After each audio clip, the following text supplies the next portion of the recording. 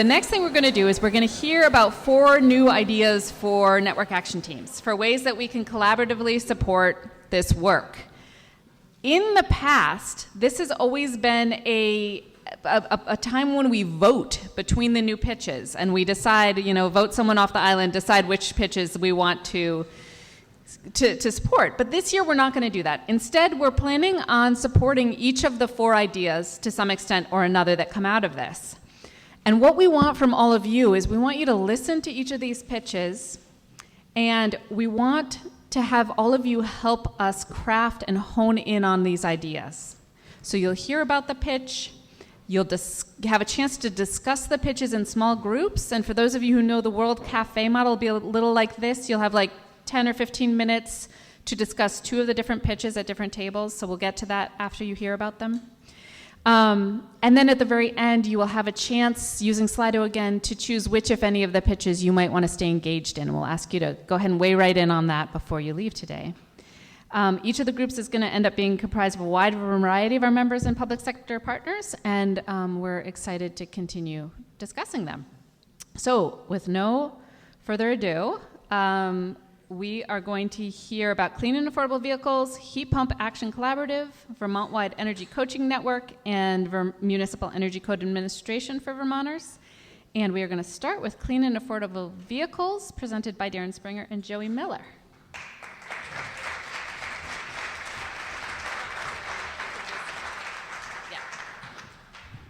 Thank you, Cara. Thank you all, and I want to suggest that this is less of a pitch on the topic, because I hope you are with us, and more of a pitch for participation. So wrap your head around that as we talk about clean and affordable vehicles.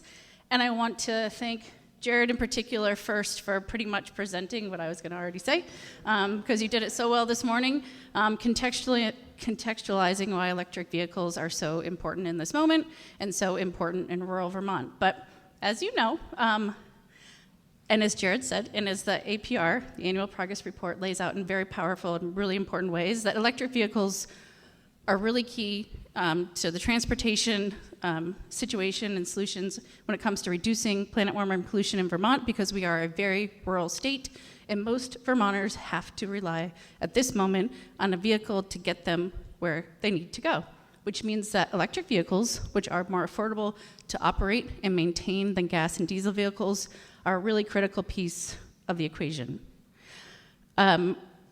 What we also know is that EV adoption is a critical strategy to meeting Vermont's greenhouse gas reduction targets, established in law by the Global Warming Solutions Act, a policy enacted in 2020, 15 years after Vermont established greenhouse gas emission goals in statute, that says our state is going to do our part to reduce our climate pollution and help Vermonters access the cleaner, more affordable, more efficient technologies now at our fingertips. So it's a really key climate strategy. What we also know, and we are reckoning with in this moment, is the impact of the fact that, the federal changes through the one big ugly bill took a sledgehammer to many clean energy and climate incentives and initiatives, including the vehicle electrification space, which is a significant challenge because we know that the upfront cost of adopting electric vehicles in particular is out of reach for many, in particular out of reach for lower income Vermonters. And as you heard this morning, and as many of you know well, and as many of you helped make possible, programs at the state level, including successful programs like Mileage Smart, which were successful state funding programs to help lower income Vermonters access clean electric vehicles. Those funds have also been depleted. So we have no state or federal incentives, with the exception of the utility incentive programs to support the adoption of vehicle electrification. So we have a lot of work to do. I'm not going to go into details about this slide because you saw it. This is the before and after that Jared laid out in the Annual Progress Report this morning. But I just want to leave you with the fact that what we know is that, yes, what a difference a year makes. So what I want to share with you, and I'm going to turn it over to Darren to case make about, is a pitch for participation in helping us identify the strategies that will fill the gap in this moment when it comes to incentives to help more Vermonters adopt clean, more beneficial, and healthy electric vehicles in this moment. So we need a sustainable funding source, and we need your help to help us figure out what that is. I'm going to turn it over to Darren about what that looks like. Thanks. And we'll jump ahead here, but as Joey's pointing out, the incentive environment for anybody who's looking for an electric vehicle just collapsed. The federal government abruptly, in a move that was designed to disrupt the market, got rid of the EV incentive with 3 months' notice. Automakers, auto dealers, consumers, nobody had adequate notice for that. And we don't have state funding right now for EV rebates. So the utility incentives that we offer are the only game in town. And so we have the challenge collectively of how do we make up this gap and keep EVs competitive as we try to roll them out. Because we know if we don't get enough of them, we don't meet our climate goals. And we know if fossil fuels continue to get tens of billions of dollars in subsidies at the federal level. So this is our challenge, is how do we in Vermont come up with the policy, the funding to make this happen. These are some of the examples of policies that can be supportive of EVs. Some of these things, like utility rates, Jared touched on this morning, are already happening, but there's a lot of work to be done here. This just lays out the current funding landscape. I mentioned the Efficiency Modernization Act. We also have Tier 3.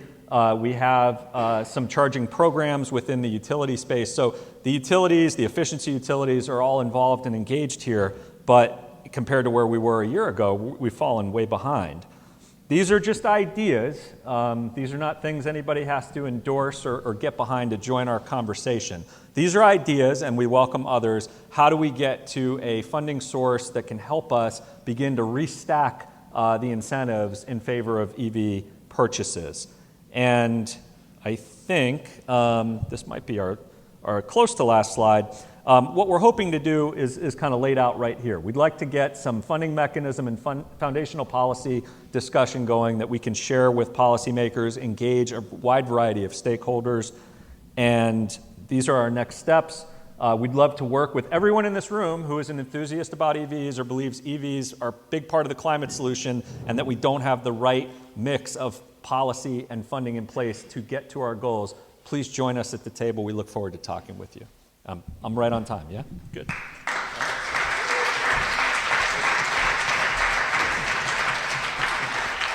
All right, way to model a 5-minute pitch.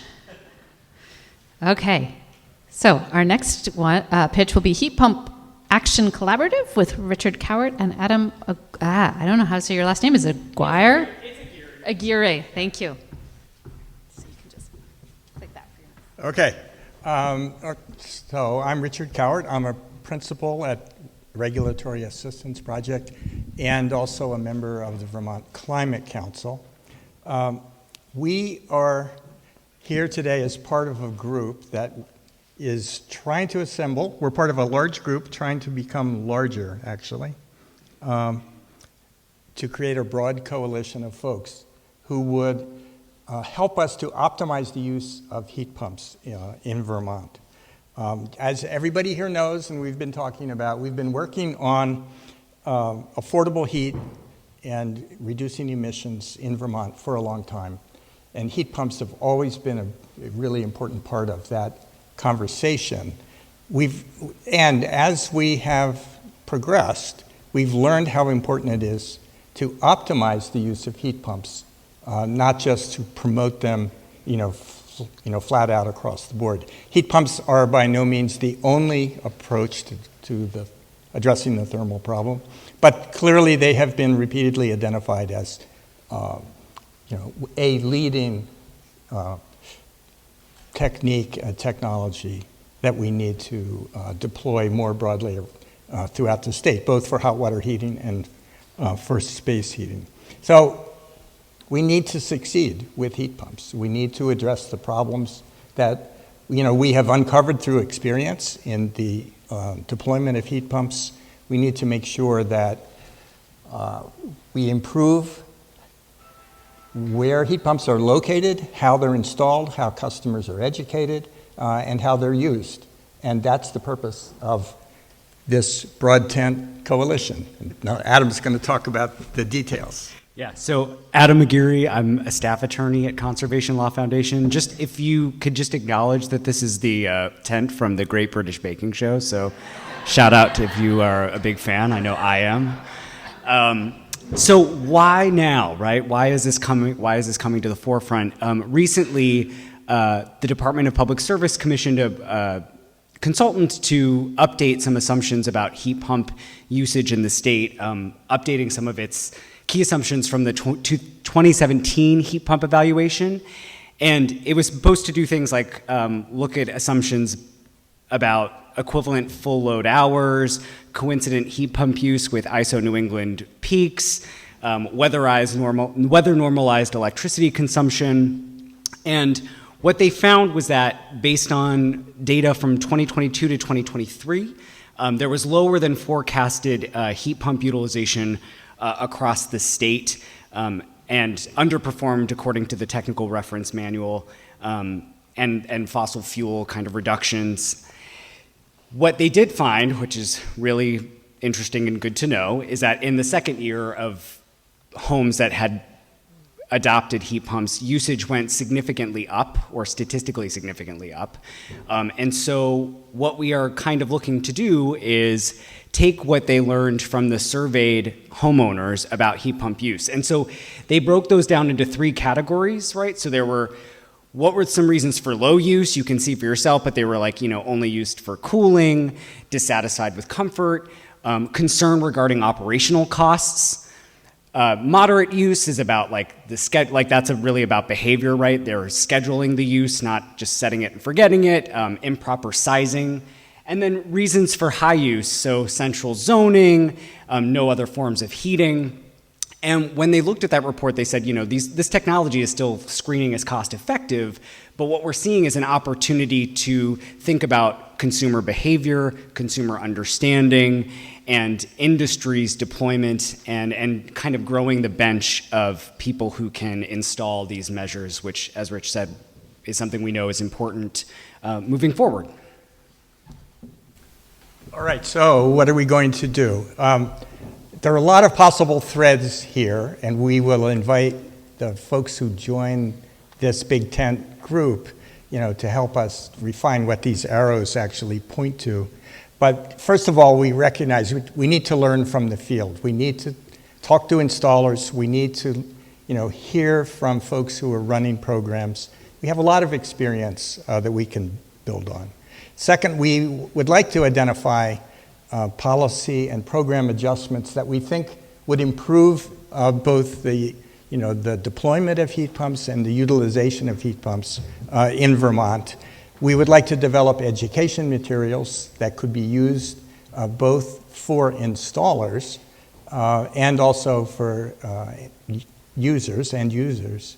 And finally, we would like to launch some innovative pilots so that we could learn by doing, and then use that learning to advance the state of practice in the field. And I should close by saying we know there are people in this room and in this network and who aren't in this room today, but we would like to see in the room next year, and we'd like to see them in that tent, who know a lot about this, and we would like to learn from them and accelerate progress on both installation and utilization of this technology. Thanks. All right, pitch number 3. Mike Roy from SEAC is going to talk about a Vermont-wide energy coaching network. So I'm Mike Roy. I am on the board of the Climate Economy Action Center, which is based out of Addison County, and chair of the Middlebury Energy Committee. And a group of us have been talking for the last year or so about residential decarbonization and how to support that through energy coaching programs. So the idea that we're pitching today is really a question: what would a Vermont-wide energy coaching network look like? What can we learn from the efforts already underway here in Vermont and across the country? How might a coordinated network help more Vermonters in every town and income bracket take concrete steps towards a clean energy future. Well, I got that right here. This is nice. I can, great technology. So before I dive into the what this network would look like, I want to talk a little bit about why we think an energy coaching program is important. And I want to talk a little bit about what's called the last mile problem. So with every major infrastructure transformation, electricity, telephones, broadband, and I would include the transition to clean energy as one of those infrastructure transformations, there's what's known as a last mile problem. And anybody who's tried to make a phone call from Rochester will know exactly what I'm talking about. So it's one thing to build a technology, design programs. It's another thing entirely to make sure everyone can connect to those programs quickly, fairly, and effectively. And for Vermonters, the last mile can be pretty long. The incentives, technologies, and contractors are all out there, sort of. This conference has kind of opened my eyes to some of those challenges. But for many households, especially low and moderate income ones, it's still confusing and hard to navigate. People need more than rebates and websites. They need personal guidance. And that's where energy coaching comes in. So in Addison County, we've launched what we're calling the Energy Navigator program, which does exactly that, sort of help residents connect to all of these different programs at no cost to the clients. So the navigators are local, trusted guides who help residents create a home energy plan, connect with contractors, and explore financing options. The navigators stay with their clients over time as they move from interest to action. We've developed training materials, outreach materials, and a tracking system to measure how many households we serve and what actions they take. We're not alone in doing this. Many community-based organizations across the country are launching these kinds of models. So what we're asking is how can we build on the approach that we've started here in Addison County and extend it into more Vermont to reach more Vermonters. And we're asking some questions in terms of scaling, like what's the right balance between local relationships and statewide coordination? How do we work with regional and national partners? How do we promote cooperation and collaboration and avoid confusion and costly competition? So one of the folks that's been involved in this, who was on the planning of this, has been Joey Miller, and the VCAN network. So we've heard from lots and lots of energy committees from across Vermont who say, yes, please, we'd like one too. So we believe that there's a real appetite for this kind of program beyond Addison County, and we think that the VCAN network is really powerful in a way to identify kind of local champions and to build local programs. And so we really want to engage them in this process of designing what the statewide network would look like. And we're also proposing this network action team that would bring together not only the VCAN participants, but also utilities, regional planning commissions, Efficiency Vermont, all of the host of NGOs that are tracking all of this well, and just to share, all of us share this goal of a rapid and just transition to a clean energy future. And so we're thinking that collectively we can design all of this to amplify local strengths and ensure no community is left behind. So the last bit is just a pitch to sort of encourage everybody that's interested, feels like they could be a stakeholder, is already engaged in this work, wants to be engaged in this work to use, is it Slido? To acknowledge that. We think that every Vermonter deserves to be part of this transformation, to live in homes that are comfortable, affordable, and powered by clean energy. And so we'd really like it if you would, learn more, ask hard questions, help us build a network that works for all of Vermont. And that's what I got.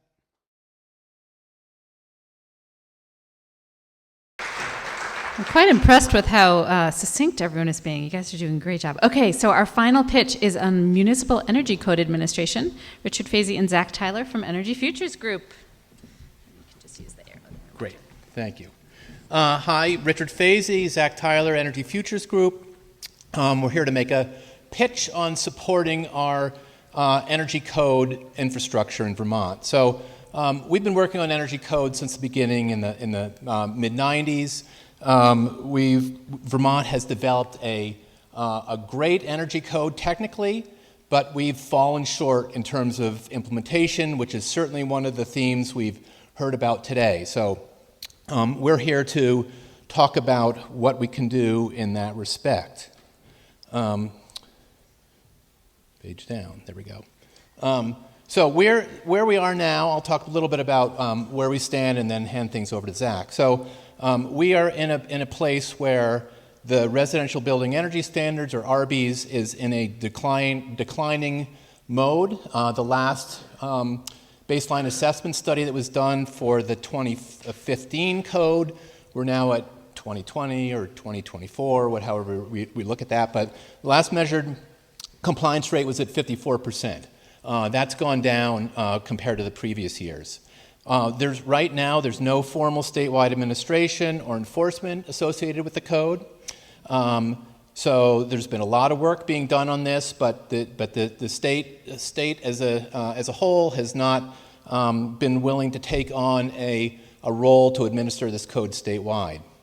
At the same time, we've got a goal stated in the Comprehensive Energy Plan to reach net zero ready construction by 2030. That's not far away.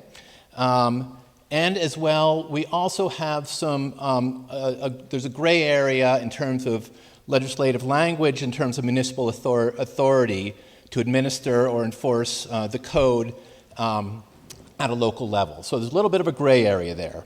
And as many of you realize as well too, recently within the last month or so, our governor rolled back the energy code, or at least provided the opportunity to not comply with the 2024 code and slip back to 2020. So we've got a situation that could need some help. So Zach's here to provide some suggestion on where we could go with this. Thank you, Richard. I guess one issue to add to that is just the amount of new housing that the state is facing over the next 5 years, and the fact that new construction really is a lost opportunity if we don't address it at the time of construction. It's a lot harder to retrofit efficiency in later than it is to build from the outset and design it at the point of breaking ground. So in the grand scheme, our pitch here, in our view, is to help municipalities that are interested in administering and enforcing the energy code to do so. And the way we see that as being most viable is by leveraging existing third-party energy professionals in the state who have sort of the technical expertise and understanding of building science and the energy code, and could support municipalities from a verification standpoint. So to do that, we need a couple things to happen, and we've laid out sort of 3 key elements that we see as necessary to do this. The first is to clarify municipal authority around the energy code. Richard just alluded to the fact that this is a bit of a gray area right now in statute. So first step here would be sort of clarifying that language and making it clear that municipalities do indeed have the authority to administer and enforce the energy code at the local level. The next element would be for this working group or coalition we're hoping to build here to establish what the administrative processes or framework would be for this type of municipal-based energy code administration. Where do energy professionals come into the process? How do they work with builders? And then how does the municipality oversee all of that? These are sort of the components we would hope to be working with stakeholders to design through this process. And then the third element is really fostering relationships between builders and contractors and energy professionals. We feel these energy professionals have valuable services to bring to the construction community and want to create a sense of teamwork and highlight the value that they can add. And all of this would sort of assist the municipality, reduce their administrative burden, and certainly the need for them to have deep technical understanding of the energy code, but allow them to administer and enforce it.